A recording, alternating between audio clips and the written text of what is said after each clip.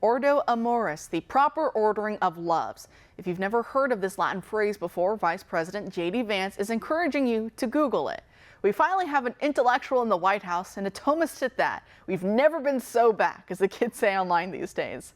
It's frankly depressing that this ancient Christian understanding of Christ's commandment to love your neighbor as yourself, as paired with loving God first above all things, is drawing so much flack. But first, before we get into that, here's Vance's interview on Fox News that is drawing so much attention. Watch. There's this old school, and I think it's a very Christian concept, by the way, that you love your family, and then you love your neighbor, and then you love your community, and then you love your fellow citizens in your own country, and then after that, you can focus and prioritize the rest of the world. A lot of the far left has completely inverted that. They seem to hate the citizens of their own country and care more about people outside their own borders. That is no way to run a society. Essentially what he's saying here is that it is disordered to love less those who are close to you and to proclaim some great love for someone far away, especially if you've never met them. That casts suspicion on your proclaimed love. For example, to put it into more concrete terms, wouldn't you second guess the motivations of a woman who spends all of her time at the soup kitchen feeding the homeless while her own children starve and are neglected at home? Surely you would realize that something is severely wrong and that such a woman has her priorities completely backwards.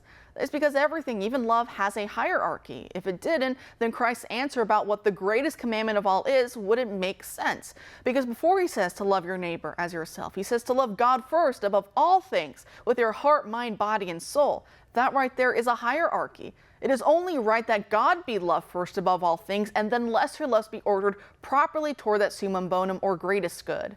J.D. Vance astutely makes this clear in his response to one of his detractors, a professor and podcaster with a large following, Rory Stewart. Stewart argues, quote, a bizarre take on John chapter 15, verse 12 through 13, less Christian and more pagan tribal. We should start worrying when politicians become theologians, assume to speak for Jesus, and tell us in which order to love, end quote. Vance replied, quote, just Google Ordo Amoris. Aside from that, the idea that there isn't a hierarchy of obligations violates basic common sense. Does Rory really think his moral duties to his own children are the same as his duties to a stranger who lives thousands of miles away? Does anyone? I've said before and I'll say it again, the problem with Rory and people like him is that he has an IQ of 110 and thinks he has an IQ of 130. This false arrogance drives so much elite failure over the last 40 years, end quote. What Vance is arguing here comes from St. Thomas Aquinas and was first explored by St. Augustine. This line of traditional Christian thinking has a long and prodigious pedigree. But most even self-proclaimed Christians are woefully underinformed about their own history. That's how you get simple dismissals like this one from an ex-account I normally tend to agree with. But he gets it completely wrong in this case when he shoots off about Vance's response in that interview we just watched a few minutes ago. I know of no Christian doctrine or biblical injunction. Seems like he just made this up out of thin air, before being corrected about its roots in the writings of St. Thomas Aquinas.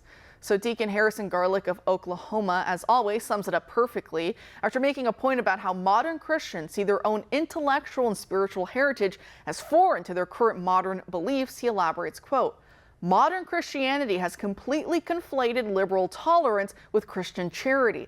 They say Jesus, but mean John Locke, end quote. Joining us now to discuss is Chad Pecknold, a professor at the Catholic University of America. Professor, thanks for being here tonight. Oh, pleasure to be with you, my friend.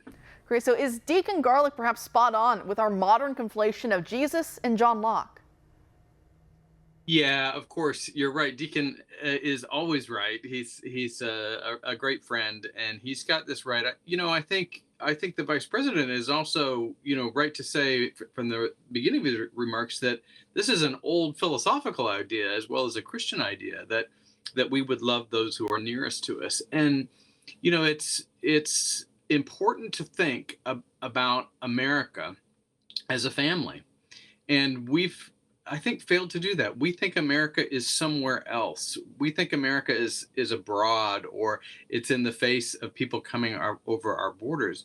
We actually have a nation, and we have a nation which is a family for families, and we have obligations to our families. I wonder if part of the Gnosticism of that kind of Lockean liberal way of conceiving of the stranger is actually a way of detaching us from our families. and that what we have is a kind of blindness towards the family that struggles in Appalachia. We have a blindness to the family that's struggling with opioid addiction. We have a blindness to the way in which our own laws have actually been aimed against the family. And we need to have a revision of our laws that build up thriving and healthy families.